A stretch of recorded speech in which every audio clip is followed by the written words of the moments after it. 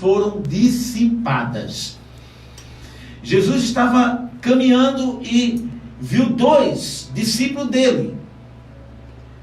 E os 2 discípulos estavam discutindo e iam de Jerusalém a Emaús, que é 70 estádios, aproximadamente 12 quilômetros. Se andava muito a pé, ou de jumento, de camelo, mas estavam caminhando.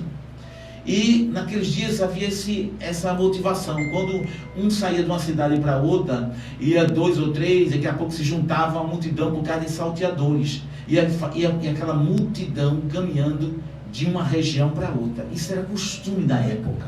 Jesus, quando se aproxima daqueles 2, eles não conseguem visualizar, ver Jesus. Ele vê que é uma pessoa, mas não consegue discernir.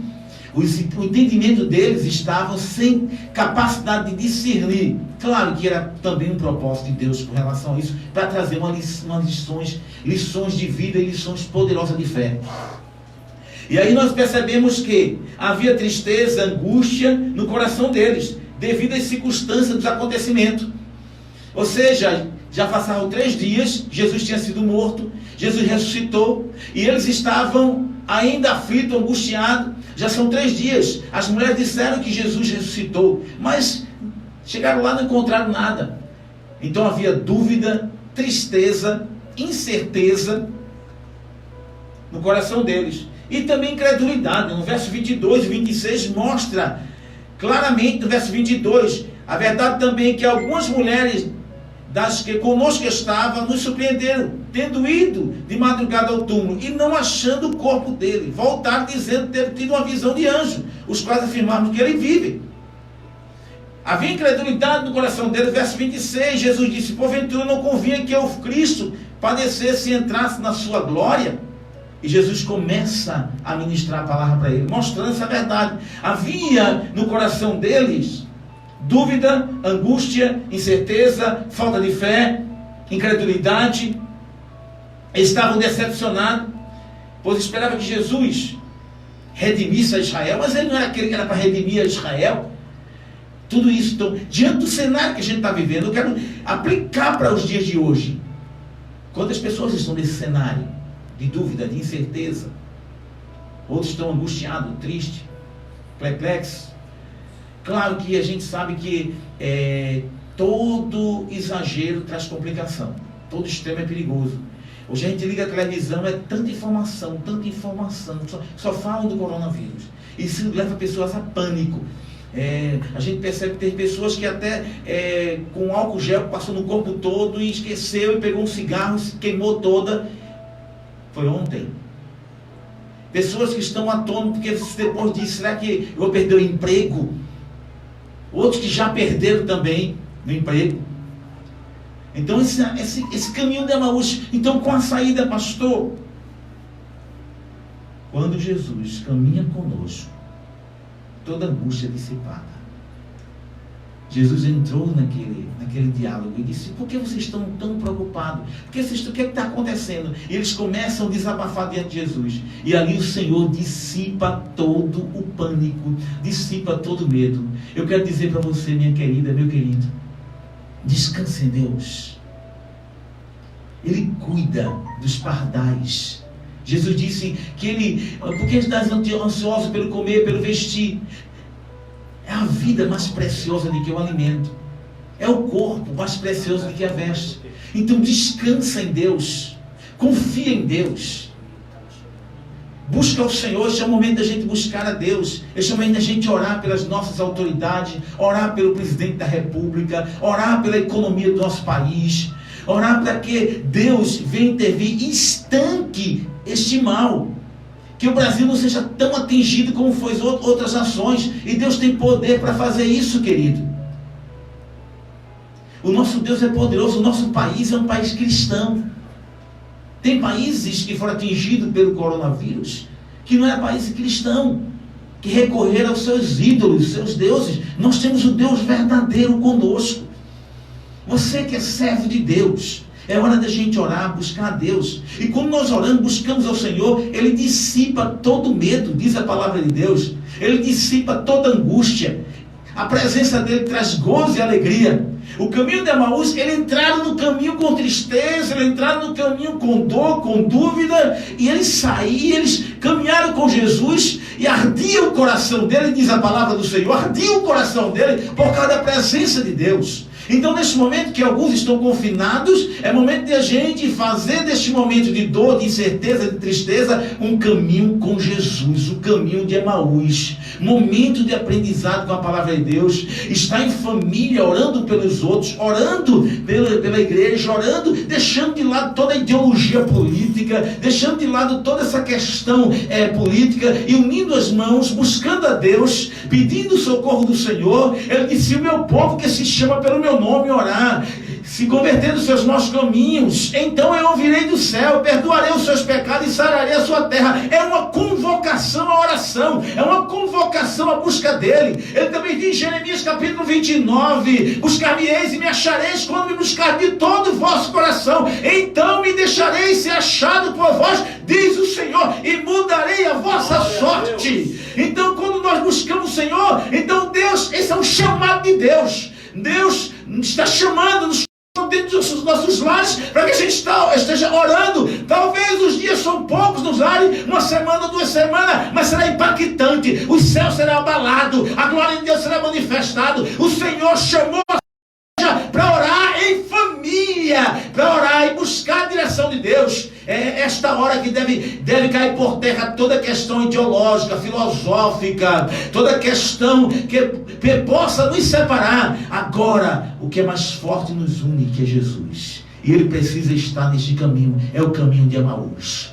O caminho de Emaús poderia ser um caminho de tristeza se Jesus não estivesse nele, mas graças a Deus que Jesus entrou naquele caminho, porque viu o desespero. Então ele está comigo, está com você, está com a igreja. A igreja não está podendo, como eu preguei ontem, a coronavírus tirou de nós o abraço, o aperto de mão, tirou de nós o templo, que eu amo tanto o templo, tirou de nós o momento de estar junto, mas não tirou de nós o poder da oração, de falar com Deus, de chorar. Se meu povo que se chama pelo meu nome orar, se converter dos seus maus caminhos e me buscar, eu ouvirei do céu, perdoarei os seus pecados. Há perdão para nós, há perdão e a cura para nós. É a palavra de Deus, é a palavra profética, é a palavra do Senhor, não é a palavra de homem. Quem tem a cura é Deus, quem tem a solução é Deus. Então a igreja é a única instituição da terra que fala com Deus. Glórias! É a única que tem a chave da oração para falar com Deus. Então a igreja não pode se acovardar, não pode ficar medrosa, não pode retroceder. É hora de chorar, de se arrepender de pecados. A nossa nação tem pecado contra Deus. Quase segundo lugar, se não me engano, em aborto. A nossa nação tem profanado como o nome do Senhor. Os nossos líderes não têm respeitado a palavra de Deus. Muitos têm se afastado e muitas vezes não têm tido fidelidade. Alguns líderes até da nossa religião não têm tido fidelidade contra Deus. Há uma controvérsia muitas vezes no meio evangélico. É hora de dar as mãos, é hora de chorar, é hora de confessar pecado, como Daniel confessou o pecado. Ele confessou o pecado da nação. É hora da gente confessar o pecado da nação e pedir que Deus tenha misericórdia. Porque quando eu penso em Deus lá no céu, olhando para uma nação que faz determinadas coisas, que profana o nome dele, que mata as inocentes, que mata mulheres, que mata criança, que aborta. Quando eu olho e penso um Deus que é santo e olha para a gente, e tanta imundície, não leva a sério o casamento, o índice de divórcio é muito alto. Como é que Deus tem visto a nossa nação e as outras nações que estão sendo punidas? Isso não é ira de Deus. Ninguém conhece a ira de Deus, ninguém passou pela ira de Deus em Apocalipse. Isso foi permitido por Deus, com certeza, porque Ele tem o controle de todas as coisas, está no controle dele, para trazer lições, para trazer reflexão. A gente começa a rever valores como família, rever valores como amizade, que já foi, muitas amizades já foram destruídas por causa de ideologia, até de crente, brigaiada um com o outro por causa de questão ideológica. Então Deus nos ensina a devemos amar, ser solidário, olhar para aqueles que não têm Porque eu sei que muita gente que agora está pensando que ganha R$300 por mês. Camelôs que estão sofrendo. Daqui a pouco vai acabar a comida. Eu acho que é momento dos ricos olhar para os pobres. Momento daquele que tem 3, 4 vestes poder dar uma. É momento daquele que tem sua prateleira cheia poder olhar e ir e tirar um quilo de feijão, de arroz e ajudar.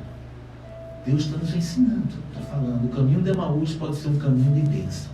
Esse momento que nós estamos passando pode ser um momento de muita bênção, e eu tenho certeza que Deus está nos abençoando espiritualmente, e o céu está se abrindo, e Deus já está trabalhando, porque Ele está agindo no nosso coração, e no meu e no seu. Segundo lugar, querido, quando Jesus caminha conosco, somos dirigidos por sua palavra. Eles estavam autônomos no caminho, eles não sabiam. Jesus olha e diz: honesto e tardo de coração, por que vocês estão duvidando? Não é necessário que o Cristo que morreu, Ele ressuscitasse, porque foi dito isso pelos profetas. E começando por Moisés, versículo 27, Jesus começou a dar uma aula de Bíblia.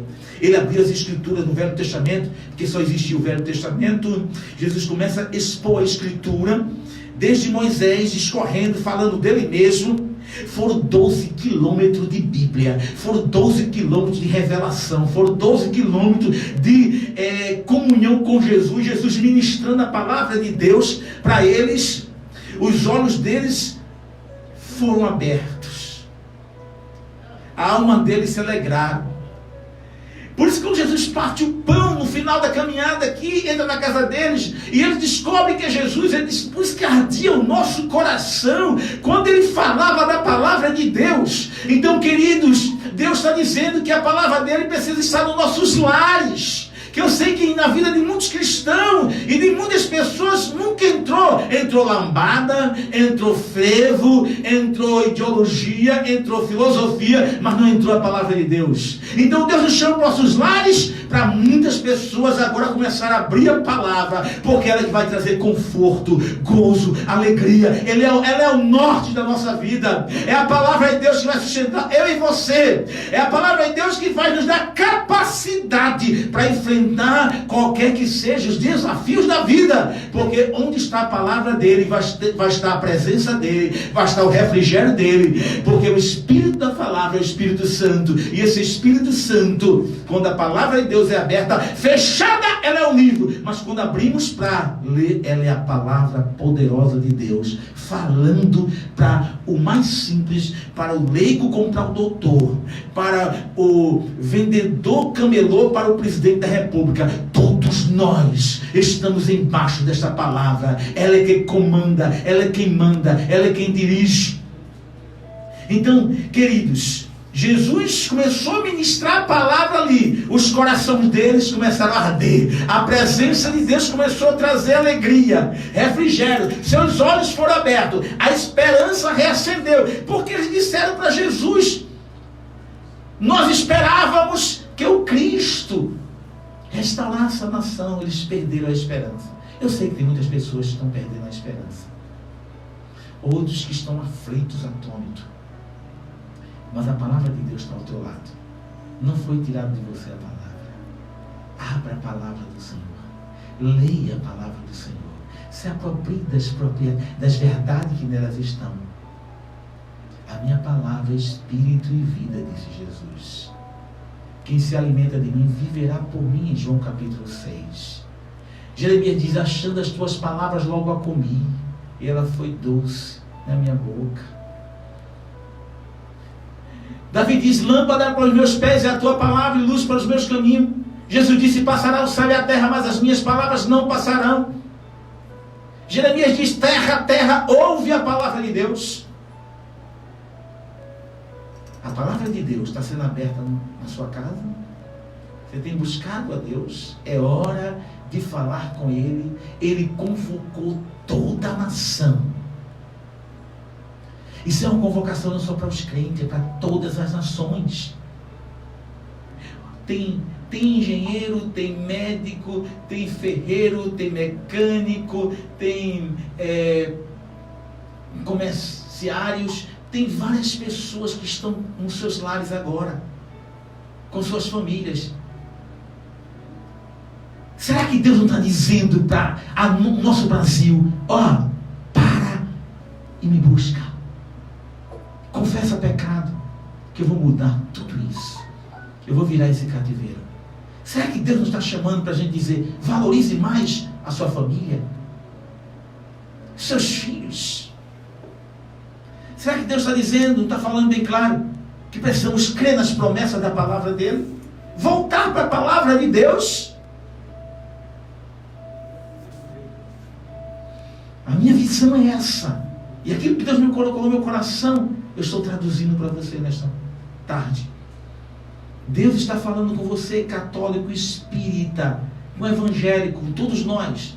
Está nos chamando para buscá-lo, para confessar pecados, nossos pecados e o pecado da nação, e pedir a misericórdia dele, pelo abrir os céus.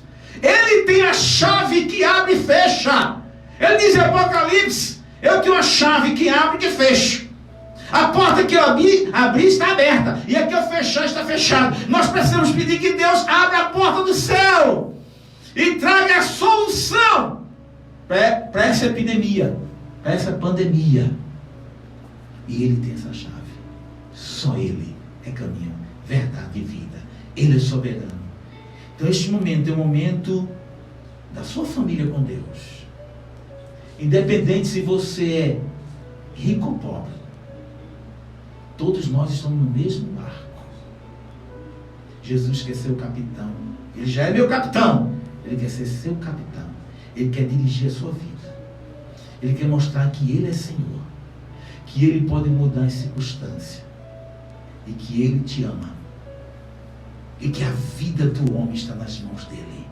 Agora não é tonelada de dinheiro, não é dinheiro no banco, nada tem valor agora. A sua vida está na mão de Deus. Ele é quem controla.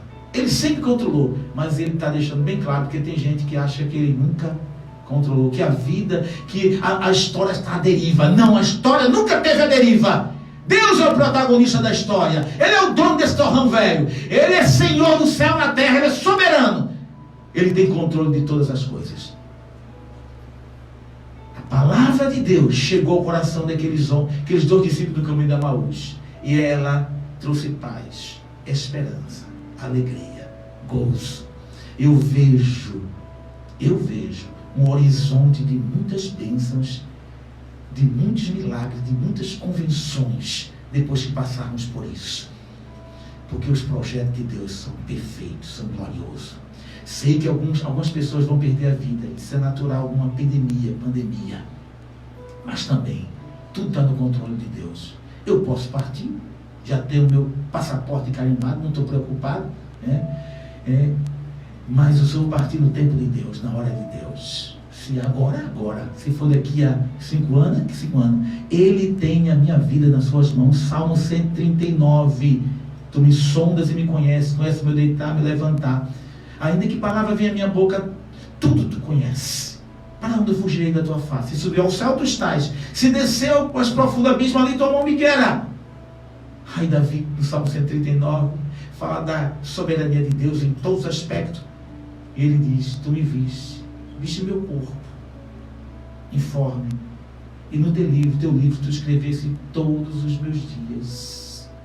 Tal ciência para mim é inalcançável, eu não entendo, porque no ventre da minha mãe tu me formasse, sendo eu ainda substância informe, informação era substância, tu me visse, escrevesse no teu livro todos os meus dias, sem nenhum deles ainda ter sido escrito. Mostra que Deus conhece o dia da minha morte,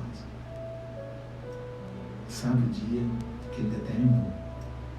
No ventre da minha mãe tu me tecesse, me fizesse. Essa ciência a minha mente, a tua mente não compreende. Deus é o autor e consumador da nossa vida, queridos. Então descansa, confia, busca na palavra de Deus, não entre em pânico. A sua vida é de Jesus. Você só vai no momento de Jesus, na hora dele, e ponto final. Terceiro e último lugar, querido, nessa reflexão tão maravilhosa da palavra de Deus. O caminho de Emaús. Terceiro e último lugar, quando Jesus caminha conosco, nossa vida é abençoada e o nosso pão também. A nossa vida física e os nossos bens materiais. Não falta provisão de Deus. Preste atenção, quando Jesus está terminando a caminhada de 12 quilômetros, já estava entardecendo. E ele se alimentando da palavra, se fortalecendo com a palavra, e ardia o coração deles. Verso 28, quando se aproximava da aldeia para onde ia, fez menção de passar diante. Jesus fez menção. Jesus não queria, Jesus fez menção. Jesus queria ficar com eles, mas Jesus disse, eu quero ver a intenção dele. Jesus fez que ia para outro lugar. Eles entraram na aldeia e Jesus fez que ia, esperando uma ação dele. Mas eles olharam e disseram, a presença desse homem é maravilhosa. A presença dele é gloriosa. Algo tem nessa vida dele. Aí disse, fica conosco. Já se faz tarde, não vai não, fica conosco. Deus tem um recado poderoso para você. Tem pessoas que já tiraram Jesus dos lares. Tem pessoas que colocaram os seus ídolos na sua casa. Painéis com Ronaldinho Gaúcho, painéis com Neymar, com Messi, com roqueiros. Tem pessoas que colocou seus ídolos, sua casa estampada de ídolos. Jesus queria entrar na casa dos viajantes, mas Jesus não entra na casa de ninguém à força, nem à pulso. E Jesus fez que ia, e eles entenderam que nós precisamos tê-lo na nossa casa, nós precisamos tê-lo na nossa mesa, nós precisamos tê-lo ali perto de nós. Fica conosco, já se faz tarde. Eu quero dizer que muitos tiraram Jesus dos lares, muitos tiraram Jesus do seu trabalho, tiraram Jesus dos seus carros. Eles achavam que é suficiente pela sua intelectualidade, pelo seu saber, pelo seu dinheiro. E Jesus está deixando bem claro, eu quero entrar na tua casa. Agora eu estou entrando na tua casa. Mas eu não quero só entrar na tua casa física, eu quero entrar na tua vida. Entra na minha casa, como diz aquele hino. Entra na minha vida, quebra toda a estrutura, tira de mim do que não te agrada, eu quero te ter. Só alguém pode mudar essa tua história. Neymar, Messi, Ronaldinho, ninguém. Nem teus ídolos. Seja no mundo artístico, seja no mundo filosófico, ideológico, não pode mudar. Só Jesus muda este quadro. Ele deve ser o nosso herói todos os dias. É Ele que pode mudar este quadro. É Ele que tem a ciência nas mãos. E é Ele que vai dar todas as condições para que esse quadro seja estancado, sarado. Então, meu querido, quando Jesus caminha conosco, é abençoado o nosso pão. Eu acho lindo porque Jesus entrou na casa deles. Diz o texto, verso 29, mas eles os constrangeram, dizendo, fica conosco, porque é tarde, o dia declina. E entrou para ficar com eles. Jesus entrou na casa deles, eles constrangeram Jesus. Eles pediram a Jesus. E aconteceu que quando estavam à mesa, tomando ele o pão, abençoou e tendo partido lhe deu. Jesus entrou na casa deles, eles pediram para isso. E Jesus partiu o pão e orou naquela hora. E quando Jesus parte o pão, os olhos deles são abertos. Jesus está entrando, meus queridos, que estão aqui na rádio comigo. Jesus está entrando em casas que nunca teve acesso. Amém. Pessoas que nunca deram atenção. Pessoas que nunca ouviram o hino. Pessoas que rejeitavam igrejas. Jesus está entrando na casa de muita gente. Bendito seja o nome do Senhor. Por isso que eu estou vendo pelos olhos da fé uma visão maravilhosa, que depois que passarmos por este momento, milagres, cura, maravilhas no meio dos crentes e no meio das pessoas que ainda não conhecem Jesus. Bendito seja o nome do Senhor. Deus está fazendo algo extraordinário. Deus está trabalhando de forma grandiosa, sutil, grandiosa, maravilhosa, que só aqueles que estão ligados no céu conseguem perceber, visualizar a ação de Deus. Eu vi um bocado de cântico evangélicos nos prédios, todo mundo cantando. Estava lá várias pessoas de várias religiões, pessoas até que não têm religião. Bendito seja o nome do Senhor. Deus é maravilhoso. Então essa hora é uma hora de Deus. O foco não é o homem, é Deus. Porque muitas vezes a gente se preocupa muito conosco, a gente coloca o foco em nós. Porque temos necessidade, mas o foco não é nosso. O foco é Deus. Deus está chamando todo mundo para olhar para Ele. Deus está chamando todo mundo para buscar Ele. Deus está dizendo, é eu que mudo o quadro, é eu que mudo a história. Ele está convocando as nações para olhar para Ele, para seguir a Ele, para buscar Ele, porque Ele quer fazer coisas grandiosas e maravilhosas. Isso não é a ira de Deus, isso é um ato pedagógico do Senhor. Isso é um ato de disciplinar os filhos dele, porque o Pai disciplina quem ama. Bendito seja o nome do Senhor. Então, querido, Jesus entrou ali, partiu o pão, abençoou, os olhos foram abertos. Quando Jesus entrou naquela casa, os olhos dele foram abertos. Os olhos só serão abertos quando nós deixarmos que o Senhor entre na nossa vida. Os olhos só serão abertos quando Ele puder partir o nosso pão. Comunhão, partir o pão aqui significa comunhão. Naquela época, você só podia ser convidado, só podia ter comunhão com alguém se alguém chamasse você para sua casa. Era um ato de dizer, olha, você é meu amigo, eu tenho comunhão com você. Quando convidava você para comer na casa dele. No Oriente Médio é assim, quando alguém te convidava para comer na casa dele, ele estava dizendo, eu quero ter comunhão com você. Então naquele momento Jesus parte o pão, é um símbolo de comunhão. Quando entramos em comunhão com o Senhor, os olhos são abertos, a paz reina, vem a segurança, o descontrole desaparece, passa a ter controle, a paz começa a nos guiar, o pânico desaparece, o medo é dissipado, porque Jesus está ali, porque Jesus chegou, porque Jesus entrou. Então, querido, eu vejo que não vai faltar o cuidado de Deus na sua vida e na minha vida. Deus está preservando você, preservando eu. O Senhor tem tudo sob o controle, Ele é soberano, é Senhor de todas as coisas. Que o teu coração descanse nessa palavra, que a tua vida descanse nessa palavra, porque entendemos que Deus tem controle de toda e qualquer situação, principalmente daqueles que amam a Deus. Aqui eu faço uma síntese rápida. Eu preguei aqui na rádio também ontem, aliás segunda, que todas as coisas cooperam para o bem daqueles que amam a Deus. É com base nessa palavra, sabendo que o nosso pastor é o provedor, o sustentador. Então, meu querido, descanse, repouse nas palavras do Senhor. O caminho de Emaús que nós estamos passando só será um caminho de dor, de tristeza, de pânico, como tem sido para muita gente, porque Jesus não está no caminho. Quando Jesus entra no caminho, passa a ser um caminho pedagógico, um caminho de gozo, de alegria, um caminho onde o pão é abençoado, onde o lar é abençoado, onde eles são restaurados.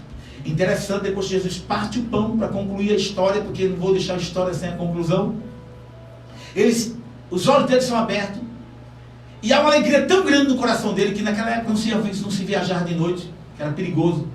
A Bíblia diz, o texto final diz, que eles imediatamente voltaram naquela mesma noite, para contar aos apóstolos que eles viram Jesus. 12 quilômetros ele voltou. Será que eles estavam cheios de gozo e de alegria? Será que eles foram contagiados pela presença do Senhor? Eu quero dizer uma coisa, irmão. Tem crente que está com medo de ser contagiado pelo coronavírus. Mas tem muitos crentes que não estão mais contagiados pela presença de Jesus. Nós precisamos ser contagiados pela presença de Jesus. Muitos cristãos, irmãos, estão apáticos, frio, sem mais a igreja, sem comungar com o Senhor, e muitas vezes até falando mal da igreja do Senhor. Hoje está com medo de ser contagiado pelo vírus, agora tem a oportunidade de ser contagiado pelo poder de Jesus. Então abre a tua vida e o teu coração, arrepende do teu pecado e receba Jesus como Senhor e Salvador. Receba Jesus para viver a tua vida. Volte para a casa do Senhor. Seja contagiado pelo poder do Espírito Santo. Se você for contagiado pelo poder do Espírito Santo, praga nenhuma chegará à tua tenda. Amém. Olha o que eu estou te dizendo. Deleita no Senhor. Não, eu sei. Eu quero parar, mas o Espírito muitas vezes não deixa a gente parar, porque tem mais para dizer ao teu coração, para efervescer o teu coração. Deus fez uma convocação, não foi só para a igreja, querido. A igreja está tudo dentro de casa, não foi para a igreja, foi para todo o nosso Brasil, foi para todo mundo. Deus fez uma convocação. Pode durar uma semana, pode durar 2, eu não sei. Eu queria que durasse pouco. E a minha oração é essa, que dure pouco, que o Senhor estanque esse mal. Em nome de Jesus. Mas durando pouco, o que Deus está fazendo vai ficar marcado profundamente, e haverá transformação. Aleluia. Se não está tendo transformação agora, está tendo transformação agora. Vidas estão reconhecendo Jesus, vidas estão se aproximando de Jesus, vidas que banalizavam o Evangelho agora estão correndo para Jesus. Ele partiu o pão, abençoou, eles voltaram e houve uma alegria imensa. Só Jesus produz essa alegria.